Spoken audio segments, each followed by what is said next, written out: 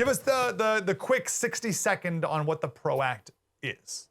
Well, the PRO Act is a smorgasbord of bad ideas in order to make unionization a lot easier for unions, but also force employees and force workers and even force entrepreneurs to join and pay unions.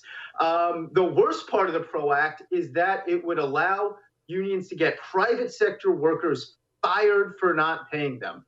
27 states right now say that you don't have to pay a union to keep your job. The PRO Act would kill that. Stop right to work for the private sector. And then, as you were talking about, would also make it that entrepreneurs, independent workers, small business owners, people working for themselves would be employees so unions can more easily organize them.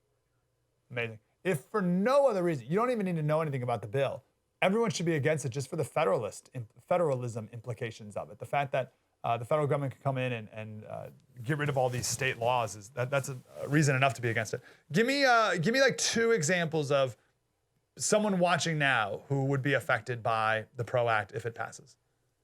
Well, the easy examples are Uber drivers, gig economy workers, independent contractors, but it goes so much further than that. Besides those independent workers, freelance writers, contractors, small business owners, it would also affect people that own franchise businesses. So if you're a franchise business owner, you actually own your own business.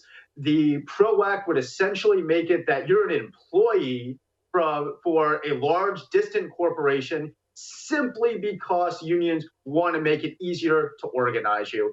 So you're talking about Dunkin' Donuts franchisees, you're talking about McDonald's franchisees, and the list goes on and on. It's taking people that are working for themselves, making good money, turning them into employees, probably making less, all so they can be organized.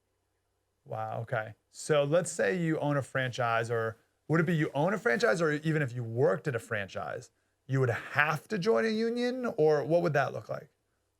Well, what you have is entrepreneurs that buy into franchise. So that McDonald's on the corner, that's not owned by McDonald's corporate. That's actually owned by a small mom and pop shop company that owns that individual McDonald's, and they are a franchise of McDonald's corporate.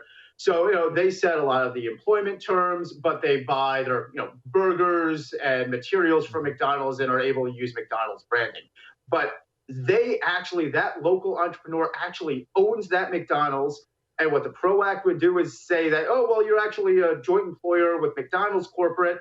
And then what happens, because McDonald's corporate has all this extra liability, they're going to say, yeah, you don't have those freedoms, you small business owner. And they're going to come in, and that owner is now going to become a manager, probably get a huge slash in pay, simply because it's easier to organize McDonald's corporate, go one-stop shop to the corporate guys, then come in and organize small business to small business to small business. Wow, that was deep and insightful. I want more of that. Like, subscribe, get more.